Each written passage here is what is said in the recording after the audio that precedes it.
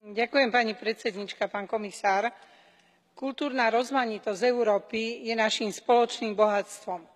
Máme ho len dovtedy, kým európske národy zdieľajú víziu o jednom európskom spoločenstve a snažia sa ju napĺňať. Toto bohatstvo sa stále len učíme využívať. A treba povedať, že tu vidím prínos predloženej správy, ktorá podrobne mapuje potenciál aj nedostatky pri nakladaní s duchovným bohatstvom, ktoré je naším spoločným dedičstvom. Mnohé z návrhov tejto správy považujem za správne.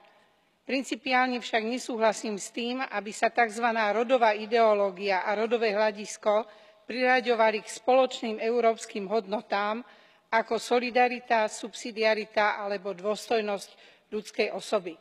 Zmluvy ani Charta základných práv nepoznajú termín rod ani rodové hľadisko, poznajú len rovnosť medzi ženami a mužmi. Samozrejme, tieto termíny dnes nepochybne obohacujú európsku rozmanitosť. Môžu byť však nanajvýš predmetom medzikultúrneho dialógu. V žiadnom prípade nepatria k jeho predpokladom ani cieľom. Žiaľ, predložená správa v bodoch 20 a 27 tvrdí presný opak a to považujem za veľmi nešťastné. Napriek tomu správu podporím.